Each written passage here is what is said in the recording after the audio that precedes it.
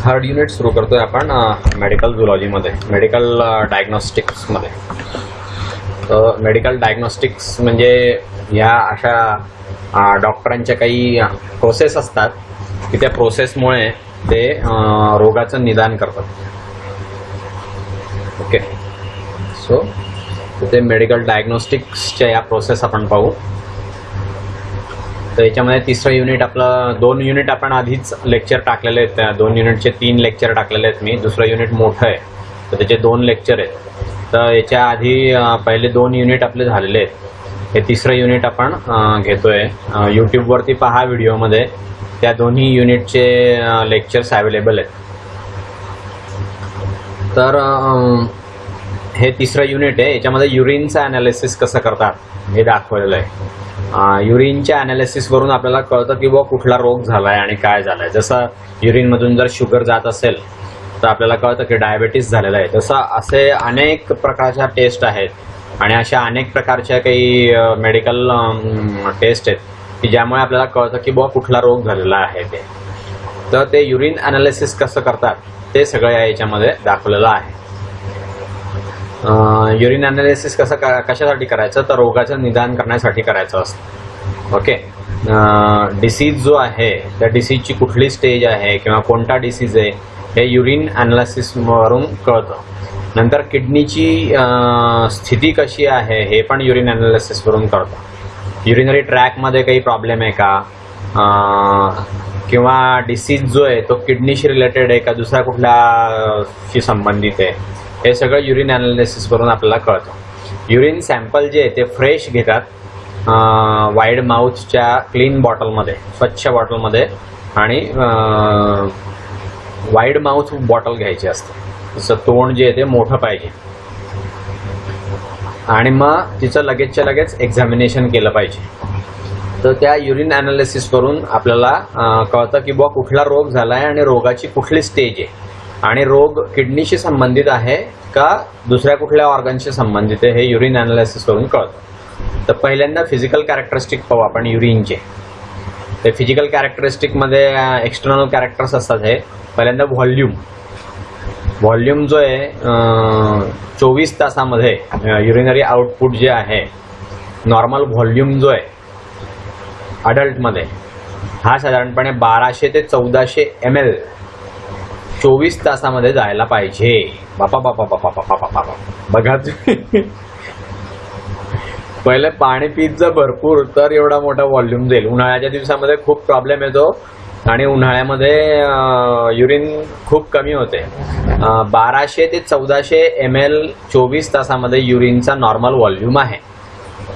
Okay, म्हणजे आपल्या शरीरातून 1200 ते 1400 ml 24 तासामध्ये युरिन जी आहे ती बाहेर पडायला हवी. पण जर डिसीज असेल, फॉर एक्झाम्पल पॉलियुरिया, तर व्हॉल्यूम जो आहे तो जास्त असतो, 2000 ml पेक्षा जास्त असतो. पॉलियुरिया असा डिसीज जर असेल तर 2000 पेक्षा जास्त व्हॉल्यूम असतो. आणि ऑलिगोयुरिया जर असेल तर 500 ml पेक्षा कमी असतो युरिनचा व्हॉल्यूम. ठीक आहे. नाव second is odour. Normally fresh urine जी आहे तर तिला फेंट ॲरोमॅटिक ऑडोर असतो. युरिन ही जास्त अमोनियाकल असते, अमोनियाकल ऑडोर असतो तिला. बॅक्टेरियल ॲक्शन किंवा स्टँडिंग ॲक्शनने अमोनियाकल ऑडोर येतो, त्याला अमोनियाचा वास येतो. काही ड्रग्ज आहेत किंवा व्हेजिटेबल्स आहेत, अस्पॅरॅगस, त्यामुळे युज्युअल ऑडोर जो आहे तो बदलतो. कीटोसिस किंवा इलेव्हेटेड कीटोन बॉडीज ज्या आहेत त्या त्याच्यामध्ये राहतात. आणि ॲसिटोन लाईक किंवा फ्रुटी स्मेल त्याला येऊ शकतो व्हेजिटेबल्समुळे किंवा ड्रग्जमुळे. अल्कोहोल कन्झम्पशन जर झालं किंवा सॅफ्रॉन कन्झम्पशन जर झालं किंवा कॉफी प्यायलेले जर असेल किंवा ओनियन जर खाल्लेला असेल, कांदा, तर त्यामुळे टेल्टेड स्मेल येतो. ओके, नाव कलर. नॉर्मल युरिन जी आहे ती क्लिअर आहे.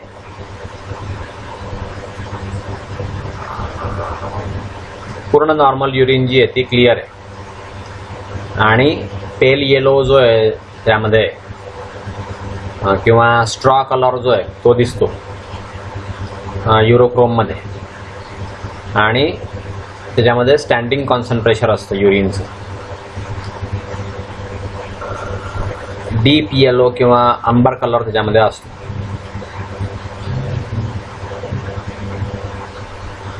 ॲबनॉर्मल कलर्स जे आहेत ते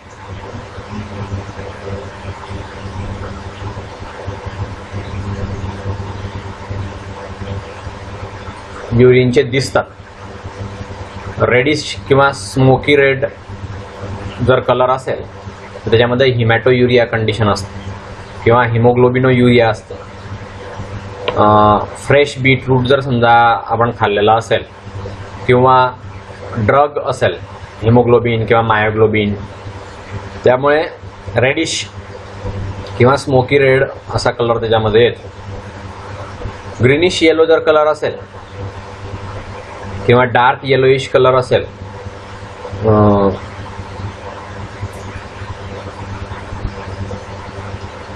आणि त्याला फेस येत असेल, डार्क येलोइश कलर प्लस त्याला जर फेस येत असेल तर लिव्हरचा डिसीज असतो. रेड कलर असेल किंवा क्लाउडी कलर असेल तर त्या युरिनमध्ये आरबीसीज जात आहे असं समजायचं. नाव टर्बिडिटी. टर्बिडिटी म्हणजे गढूळ. तर युरिन ॲनालिसिस जे आहे ते युरिन ॲनालिसिस आपण पाहतोय. युरिनचा जो फिजिकल ॲपिअरन्स असतो म्हणजे युरिन कशी दिसते त्याच्यावरून कुठला रोग झालेला आहे हे आपल्याला जे कळतं ते आपण पहिल्यांदा पाहतोय आणि नंतर मग आपण युरिनच्या वेगळ्या वेगळ्या टेस्ट पाहू. त्या टेस्टवरून पण कुठला रोग झालेला आहे किंवा किडनीची कंडिशन कशी आहे किंवा दुसऱ्या कुठल्या ऑर्गनची, शरीरामधल्या कुठल्या ऑर्गनची कंडिशन कशी आहे हे आपल्याला त्या युरिनच्या टेस्टिंगवरून कळत असतं. म्हणून डॉक्टर लोक जे आहे ते युरिन ॲनालिसिस करतात आणि युरिन ॲनालिसिसवरून मग त्यांना कळतं की बुवा हा रोग झाला आहे किंवा ह्या ऑर्गनमध्ये काही डिसफंक्शन आहे म्हणजे चुकीचं काम करत आहे बुवा, काहीतरी प्रॉब्लेम आहे लिव्हरमध्ये किंवा किडनीमध्ये किंवा हार्टमध्ये किंवा गॉल ब्लॅडरमध्ये किंवा पॅन्क्रियाजमध्ये प्रॉब्लेम आहे हे आपल्याला त्या युरिनच्या ॲनालिसिसवरून कळतं. तर आपण पहिल्यांदा ऑर्डर बघितला. पहिल्यांदा काय बघितलं आपण? व्हॉल्यूम पाहिला आणि व्हॉल्यूममध्ये मी तुम्हाला सांगितलं 1200 ते 1400 ml युरिन 24 तासामध्ये बाहेर पडायला पाहिजे तरच ते नॉर्मल आहे. जर समजा 2000 ml पेक्षा जास्त युरिनेशन होत असेल, 2 लिटरपेक्षा 24 तासामध्ये जर समजा जास्त युरिन जात असेल, 24 तासामध्ये 2 लिटरपेक्षा जास्त युरिन येत असेल तर समजायचं पॉलियुरिया नावाचा डिसीज झालेला आहे. आणि 24 तासामध्ये अर्धा लिटरपेक्षा कमी युरिन जर होत असेल तर असं समजायचं की ऑलिगोयुरिया नावाचा रोग झालेला आहे. नंतर स्मेलचं मी तुम्हाला सांगितलं. तर स्मेल आपण बघितला. नंतर कलर आपण पाहतोय. तर कलरमध्ये नॉर्मल युरिन जी आहे ती ग्रीनिश येलो किंवा डार्क येलोइश कलरची असेल आणि त्याला जर फेस येत असेल तर लिव्हरचा डिसीज आहे. युरिनचा कलर डार्क येलो आणि फेस जर येत असेल तर लिव्हरचा डिसीज असतो. नंतर रेड कलर असेल किंवा गढूळ कलर असेल, ढगांसारखा कलर असेल आणि लाल कलर असेल तर युरिनमधनं आरबीसी म्हणजे रेड ब्लड कार्पसल्स ह्या जात आहे असं लक्षात येतं. युरिनमधून रक्त जातं, आरबीसी जातात. तर त्या आरबीसी जातात त्यावेळेस युरिनचा कलर गढूळ असतो, ढगासारखा ढगाळ कलर असतो किंवा लाल कलर असतो. नाव टर्बिडिटी. युरिन गढूळ आहे का क्लिअर आहे त्याच्यावरून पण आपल्याला कुठला रोग झाला आहे हे कळतं. फ्रेश किंवा नॉर्मल युरिन जी आहे ती क्लिअर असते आणि पारदर्शक असते. नॉर्मल युरिन ही क्लिअर असते एकदम आणि पारदर्शक असते. पण जर समजा तुम्हाला गढूळ युरिन होत असेल, जर समजा आपण त्याला ठेवलं असं स्टँडिंग कंडिशनमध्ये युरिन ठेवली आणि तिला जर समजा गढूळ कलर झाला तर क्लाउडी युरिन जी आहे त्यामध्ये आरबीसी असू शकतात, नंतर पस सेल असू शकतात, नंतर बॅक्टेरिया असू शकतात, फॉस्फेट असू शकतात. युरेट असू शकतात, म्युकस असू शकतो, इपिथेलियल सेल असू शकतात किंवा ल्युकोसाइट्स असू शकतात, म्हणजे WBC सुद्धा त्याच्यामध्ये असू शकतात. एवढ्या सगळ्या कारणांमुळे युरिनला गढूळपणा येतो. यापैकी मग कन्फर्मेटरी टेस्ट करावी लागते. याच्या पुढची टेस्ट जी आहे, गढूळ जर युरिन असेल तर मग पुढची कन्फर्मेटरी टेस्ट करायची आणि मग त्या युरिनमध्ये काय आहे नेमकं ते पाहायचं. आणि मग जो मटेरियल असेल त्या मटेरियलवरून त्या ऑर्गनमध्ये डिसफंक्शन आहे किंवा ते ऑर्गन व्यवस्थित काम करत नाही आहे असं आपल्याला कळतं. So that is turbidity. नंतर युरिनची पीएच ची रेंज जी आहे नॉर्मल युरिनची ती 5.5 ते 7.5 असते. म्हणजे ऍसिडिक पासून तर अल्कलाईन पर्यंत. स्लाइटली ऍसिडिक असते, स्लाइटली अल्कलाईन असते, जास्त ऍसिडिक असते. 5.5 म्हणजे ऍसिडिक आहे, 7 न्यूट्रल असतं. 7.5 म्हणजे थोडीशी अल्कलाईन असू शकते. 7.5 म्हणजे काही जास्त नाही आहे, पण 5.5 म्हणजे ऍसिडिक जास्त आहे. ऍसिडिक साईडला युरिन जास्त असते, अल्कलाईन साईडला युरिन कमी असते. जास्त करून नॉर्मली ऍसिडिक असते युरिन. ओके, तर याचं ॲव्हरेज जे आहे ते 6 आहे, म्हणजे ऍसिडिक आहे. 7च्या खाली म्हणजे 1 ते 6 पर्यंत किंवा 1 ते 6.9 पर्यंत ऍसिडिक पीएच असते आणि 7.1 पासून तर पुढे 12 पर्यंत अल्कलाईन पीएच असते. तर 6 पीएच नॉर्मल आहे, ॲव्हरेज पीएच 6 असते नॉर्मल युरिनची. तर म्हणजे ती युरिन कशी असते, ऍसिडिक असते. ओके, स्लाइटली ऍसिडिक आहे. हाय प्रोटीन डाएट आपण घेतो तर त्यामुळे ऍसिडिटी वाढते. आणि जर समजा व्हेजिटेरियन डाएट्स आपण खूप घेतलं तर त्याच्यामध्ये अल्कलिनिटी वाढते. व्हेजिटेरियन म्हणजे पालेभाज्या जर जास्त आपण खाल्ल्या तर युरिन सुद्धा अल्कलाईन येते आणि रक्त सुद्धा अल्कलाईन होतं. रक्तातली ऍसिडिटी कमी होते, पोटातली ऍसिडिटी कमी होते आणि युरिन पण अल्कलाईन होते जर आपण व्हेजिटेरियन डाएट घेतलं तर. बॅक्टेरियल इन्फेक्शन मात्र जर असेल त्यामुळे सुद्धा अल्कलिनिटी वाढते युरिनची. नाव स्पेसिफिक ग्रॅव्हिटी. आता स्पेसिफिक ग्रॅव्हिटी म्हणजे काय, तर समजा आपण 5 ml युरिन घेतली, त्या 5 ml युरिनचं वजन करायचं. तर वजन केल्यावरती किती भरतं, 5 ग्रॅम भरलं तर specific gravity 5 gram per 5 ml असं आहे. ओके, आणि 10 ग्रॅम जर भरलं तर 10 ग्रॅम पर 5 ml असं आहे. म्हणजे जास्त वजनदार आहे बहुत ती युरिन. 5 ml युरिन घ्यायची आणि तिचं वजन करायचं, किंवा 1 ml युरिन घ्यायची आणि तिचं वजन करायचं. 1 ml युरिनचं वजन केलं आणि ते जर 1 ग्रॅम भरलं तर 1 ग्रॅम पर ml ही त्याची स्पेसिफिक ग्रॅव्हिटी झाली. आणि 1 ml युरिनचं वजन जर समजा 2 ग्रॅम भरलं तर 2 ग्रॅम पर ml असं तिची स्पेसिफिक ग्रॅव्हिटी झाली. किंवा 3 ग्रॅम वजन भरलं तर 3 ग्रॅम पर ml, एका mlचं वजन 3 ग्रॅम आहे म्हणजे 3 ग्रॅम पर ml असं तिची स्पेसिफिक ग्रॅव्हिटी झाली. तर ही झाली स्पेसिफिक ग्रॅव्हिटी. तर ही स्पेसिफिक ग्रॅव्हिटी युरिनची जी आहे तर त्याच्यामध्ये युरिनमध्ये बरेचसे जे सॉल्ट डिझॉल्व्ह झालेले असतात, वेगळ्या वेगळ्या प्रकारचे सॉल्ट त्या युरिनमध्ये मिसळलेले असतात, त्याच्यावरून त्याचं युरिनचं वजन कमी जास्त होतं. नॉर्मल रेंज आहे, रॅन्डम सॅम्पल जर आपण युरिनचं घेतलं तर त्याची जी रेंज आहे ते 1.010 ते 1.030 इथपर्यंत त्याची रेंज असते युरिनची. ओके, हायर स्पेसिफिक ग्रॅव्हिटी ही जर समजा आपण घेतली तर एक्सेसिव्ह फ्लुइड लॉस होतोय बुवा असं आपल्याला दिसतं. ज्यावेळेस एक्सेसिव्ह फ्लुइड लॉस होत असतो त्यावेळेस त्याची स्पेसिफिक ग्रॅव्हिटी युरिनची वाढलेली असते. ग्लायकोसुरिया, नंतर अल्बुमिनुरिया अशामुळे स्पेसिफिक ग्रॅव्हिटी जी आहे युरिनची ती वाढते. लो स्पेसिफिक ग्रॅव्हिटी जर असेल तर पाणी आपण जास्त पितोय बुवा असं त्याच्यावरून कळतं. किंवा जर समजा डायबेटीस झालेला असेल तर युरिनची स्पेसिफिक ग्रॅव्हिटी कमी असते नॉर्मलपेक्षा, पाणी जास्त बाहेर पडत असतं total. Okay, so diabetes insipidus नावाचा तो रोग आहे, तर त्याच्यामध्ये स्पेसिफिक ग्रॅव्हिटी युरिनची कमी असते.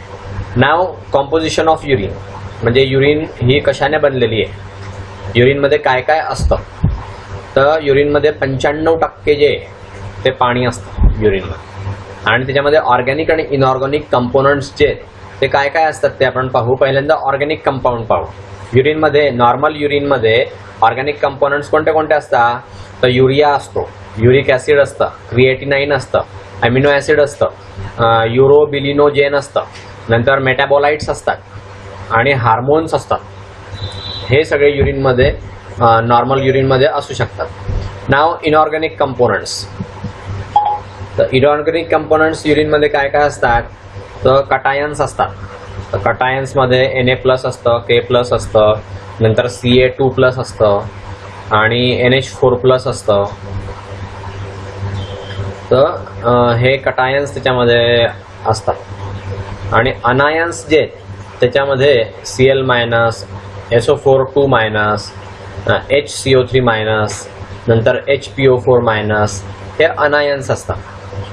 तर अनायन्स म्हणजे निगेटिव्हली चार्जड पार्टिकल्स किंवा एलिमेंट्स आणि कॅटायन्स म्हणजे पॉझिटिव्हली चार्ज पार्टिकल्स. नाव युरिनमध्ये काय काय असतं, तर ह्युमन युरिनमध्ये बरेचसे कॉन्स्टिट्युएंट्स असतात. नॉर्मल कंडिशनमध्ये ते बऱ्याचशा अमाऊंटमध्ये युरिनमध्ये प्रेझेंट असतात. युरिया, युरिक ॲसिड, अमोनिया हे मी तुम्हाला सांगितलं. क्रिएटिनाइन आहे. ॲबनॉर्मल कंडिशनमध्ये ग्लुकोज असतो. ॲबनॉर्मल कंडिशनमध्ये, नॉर्मल नाही. जर समजा तुमच्या युरिनमधून ग्लुकोज जात असेल तर तुम्हाला डायबिटीस झालेला आहे. ॲबनॉर्मल कंडिशनमध्ये काय असतं, ग्लुकोज असतं. युरिनमधून ग्लुकोज पास व्हायला लागतं. सिमिलरली कीटोन बॉडीज असतात. ॲसिटोन असतं, बाईल असतं, नंतर ब्लड असतं, अल्ब्युमिन असतो. ते युरिनमध्ये दिसू शकतात. तर सिम्पल टेस्ट आहे काही आता युरिनच्या, ते आपण पाहू. त्यावरून आपल्याला नॉर्मल आहे का ॲबनॉर्मल आहे, युरिनमध्ये कोणते कॉन्स्टिट्युएंट आहेत ते आपल्याला कळतं आणि ते आपण लॅबोरेटरीमध्ये इझिली करू शकतो या टेस्ट. तर त्या टेस्ट आता आपण 1 by 1 पाहूया. पहिली टेस्ट काय करायचं, 3 ml युरिन घ्यायची टेस्ट ट्यूबमध्ये आणि त्याच्यामध्ये थोडंसं अल्कलाइन सोडियम हायपोब्रोमाइड टाकायचं, NaBrO. ओके, 3 ml युरिनमध्ये थोडंसं अल्कलाइन सोडियम हायपोब्रोमाइड टाकायचं. तर त्याच्यामध्ये फसफसायला लागतं असं. तर ते फसफसायला लागलं तर युरिया युरिनमध्ये आहे हे कन्फर्म होतं. ओके, नायट्रोजन बाहेर पडत असतो. ते फसफसतं का बरं, नायट्रोजन गॅस जोरामध्ये बाहेर पडत असतो म्हणून. आता युरिया आहे युरिनमध्ये, युरिया असतोच युरिनमध्ये, त्यामुळे हे नॉर्मल कॅरेक्टरिस्टिक आहे. नाव युरिएज टेस्ट. युरिएज जी आहे ती 5 ml घ्यायची युरिन आणि त्याच्यामध्ये 4 ड्रॉप फेनॉल्फथॅलेन इंडिकेटर टाकायचं. त्याच्यामध्ये लाईट पिंक कलर येतो. तर सोल्युशन हे स्लाइटली अल्कलाइन आहे असं आपल्याला दिसून येतं. ही दुसरी टेस्ट झाली. नाव drop by drop 1% acidic acid त्या युरिनमध्ये टाकत जायचं. ते सोल्युशन डिकलराइज होस तोपर्यंत. तो जो पिंक कलर आहे तो पिंक कलर नाहीसा होऊन जातो. तर सोल्युशन हे एक्झॅक्टली न्यूट्रल झालं असं आपण समजू शकतो. मग त्याच्यामध्ये नाईफ पॉइंट वरती युरियस पावडर घ्यायची आणि त्याच्यामध्ये मिक्स करायची, 5 मिनिटं ठेवायचं. तर त्याच्यामध्ये गुलाबी कलर परत येतो. तर असं आपल्याला कळतं की बुवा युरिया याच्यामध्ये आहे. नाव युरिक ॲसिडच्या टेस्ट काय आहेत, तर ऑक्सिडेशन टेस्ट किंवा म्युरेक्साइड टेस्ट. 1 ml युरिन घ्यायची आणि त्याच्यामध्ये 2 ते 3 ड्रॉप कॉन्सन्ट्रेटेड HNO3 टाकायचं. त्याच्यामधून इव्हॉपरेटिंग डिशमध्ये ते घ्यायचं.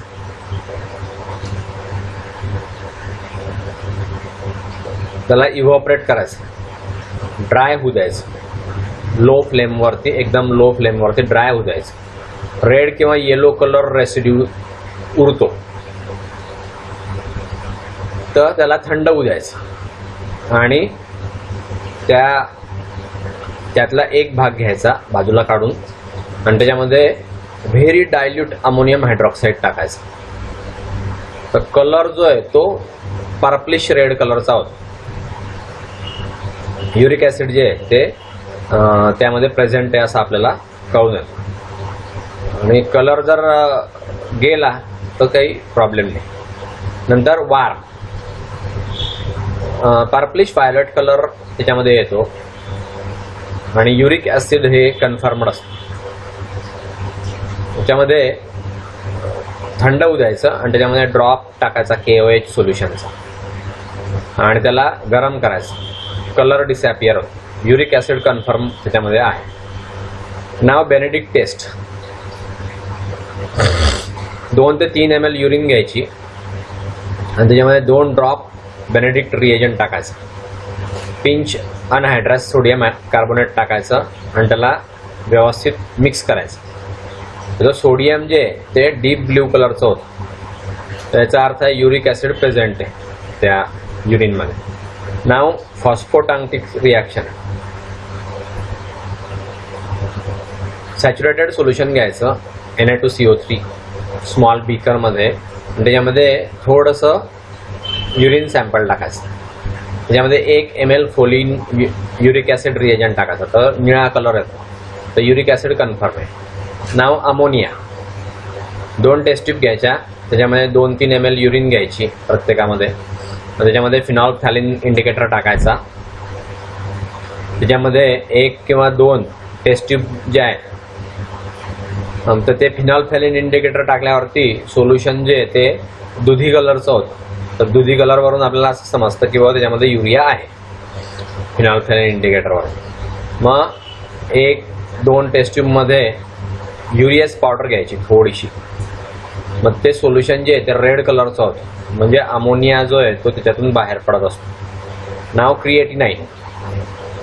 जॅफ्स टेस्ट ही 5 ml युरिन घ्यायची टेस्ट ट्यूबमध्ये, ज्यामध्ये 1 ml सॅच्युरेटेड सोल्युशन घ्यायचं पिक्रिक ॲसिडचं आणि 1 ml 10% सोडियम हायड्रॉक्साईड सोल्युशन त्याच्यामध्ये टाकायचं. तर हे जे सोल्युशन आहे हे लाल रंगाचं होतं, तर याचा अर्थ असा आहे creatinine is present in the solution.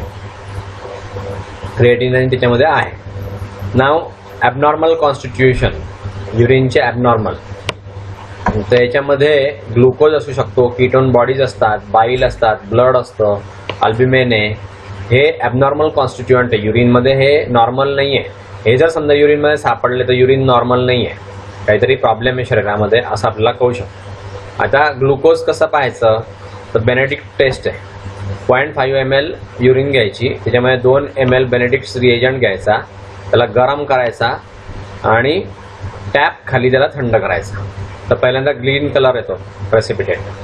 0.5% glucose त्याच्यामध्ये प्रेझेंट आहे युरिन सॅम्पलमध्ये असं आपल्याला दिसून येतं. नंतर येलो कलर प्रेसिपिटेट घ्यायचा, त्याच्यामध्ये 1% ग्लुकोज प्रेझेंट आहे युरिनमध्ये असं आपण समजतो. नंतर ऑरेंज कलर प्रेसिपिटेट घ्यायचा, त्याच्यामध्ये 1.5% ग्लुकोज प्रेझेंट आहे युरिन सॅम्पलमध्ये असा त्याचा अर्थ होतो. नंतर रेड कलर प्रेसिपिटेट घ्यायचा, त्याच्यामध्ये 2% ग्लुकोज प्रेझेंट आहे युरिनमध्ये असा त्याचा अर्थ होतो. नाव कीटोन बॉडीज. तर रोथेरॉस टेस्ट आहे.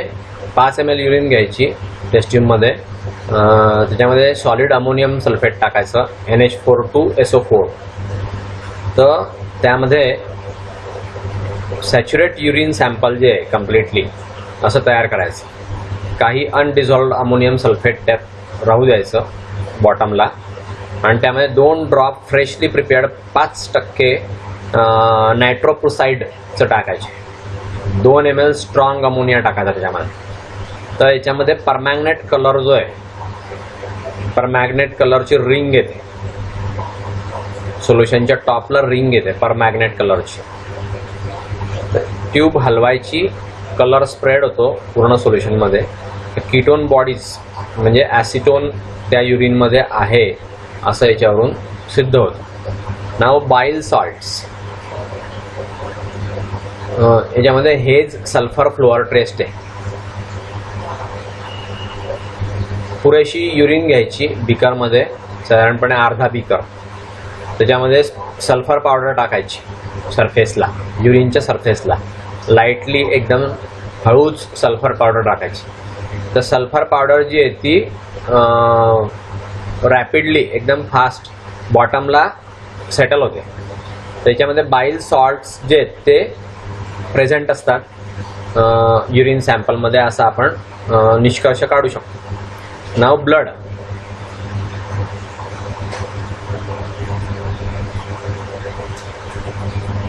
बेन्झिडीन टेस्ट आहे ह्याच्यामध्ये ब्लडसाठी.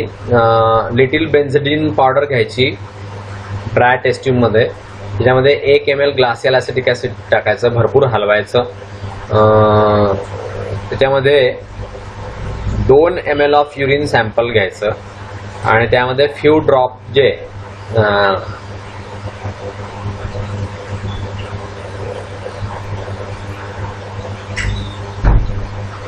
तर त्याचे जे सोल्युशन आहे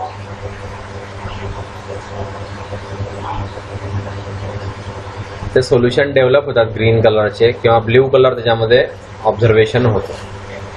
तर ब्लड प्रेझेंट आहे युरिनमध्ये असं आपण म्हणू शकतो.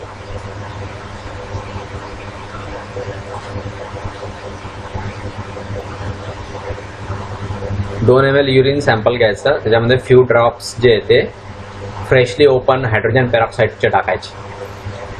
तर सोल्युशनला ग्रीन कलर येतो किंवा ब्ल्यू कलर येतो, त्यामुळे आपण म्हणू शकतो की युरिनमध्ये रक्त आहे. ओके, म्हणजे RBCच्या सेल्स आहेत हे आपण युरिनमध्ये म्हणू शकतो. टेस्ट ट्यूब 5 मिनिटं राहू द्यायची. ते सोल्युशनचा कलर जो आहे तो पर्पल होतो किंवा ब्राऊन कलर होतो, तर युरिनमध्ये ब्लड आहे हे कन्फर्म होऊन जातं. ठीक आहे. नाव अल्ब्युमिनची टेस्ट. अल्ब्युमिन हे एक प्रकारचं प्रोटीन आहे. तर आपल्या युरिनमधून जर समजा प्रोटीन जात असेल म्हणजे आपल्या शरीराला प्रोटीन जे आहे ते कमी मिळतं. ओके, तर युरिनमधून प्रोटीन जाणं हे वाईट गोष्ट आहे. That is not a normal thing. तर अल्ब्युमिन आपल्या युरिनमधून जात आहे म्हणजे प्रोटीन आपल्या युरिनमधून जात आहे कसं पाहायचं, तर हेलर्सने नायट्रिक ॲसिडच्या रिंगची टेस्ट बनवलेली आहे त्याच्यासाठी पाहण्यासाठी, टेस्ट करण्यासाठी. तर 5 ml कॉन्सन्ट्रेटेड नायट्रिक ॲसिड घ्यायचं टेस्ट ट्यूबमध्ये, ती ट्यूब अशी तिरपी करायची आणि त्याच्यामध्ये युरिन सॅम्पल टाकायचं, हळूहळू एकदम टाकायचं, ड्रॉपरने टाकायचं. तर युरिन जी आहे ती त्या नायट्रिक ॲसिडच्या वरती अशी तरंगते आणि त्याला टेस्ट ट्यूबच्या साईडला ती अशी चिटकून राहते ती युरिन. कारण नायट्रिक ॲसिडपेक्षा युरिन जी आहे ती हलकी असते, नायट्रिक ॲसिड जड असतं, म्हणून ते जड नायट्रिक ॲसिड खाली राहतं आणि त्याच्यावरती ती युरिन अशी तरंगते. थोडीशी युरिन टाकायची, ती फक्त अशी साईडच्या टेस्ट ट्यूबच्या साईडला जी येते अशी तरंगून राहते. तर त्याच्यामध्ये पांढऱ्या रंगाची अशी रिंग दिसते आपल्याला. त्या युरिनला मग रंग जो आहे त्या युरिनचा त्या नायट्रिक ॲसिडमुळे बदलून जातो, तो पांढरा दुधी कलर येतो आणि तो पांढऱ्या रंगाची रिंग आपल्याला दिसते. ज्या ठिकाणी युरिन कॉन्टॅक्ट झालेली आहे नायट्रिक ॲसिडशी आणि टेस्ट ट्यूबशी, तर तिथे पांढऱ्या रंगाची रिंग आपल्याला दिसते. तर याच्यावरून आपण असं म्हणू शकतो की बुवा युरिनमध्ये अल्ब्युमिन आहे. जितकं जास्त अल्ब्युमिन असेल तितकी मोठी रिंग दिसेल आणि डार्क रिंग दिसेल. जितकं कमी असेल अल्ब्युमिन तेवढी ते रिंग जी आहे ती बारीक दिसेल किंवा तो दुधी कलर जो आहे तो फेंट दिसेल. हे आपल्याला त्याच्यावरून समजतं. नाव हीट कोऑग्युलेशन टेस्ट. ही जी हीट कोऑग्युलेशन टेस्ट आहे याच्यामध्ये 5 ml युरिन घ्यायची, ती टेस्ट ट्यूबमध्ये टाकायची, त्याच्यावरती 2 ड्रॉप क्लोरोफेनॉल टाकायचं. क्लोरोफेनॉल रेड इंडिकेटर आहे हे एक प्रकारचं. तर ते क्लोरोफेनॉल रेड टाकायचं त्याच्यामध्ये.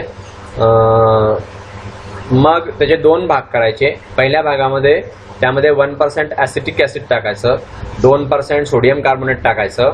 तर त्याच्यामध्ये फेंट पिंक कलर येतो, तर फेंट पिंक कलर येतो त्याच्यामध्ये.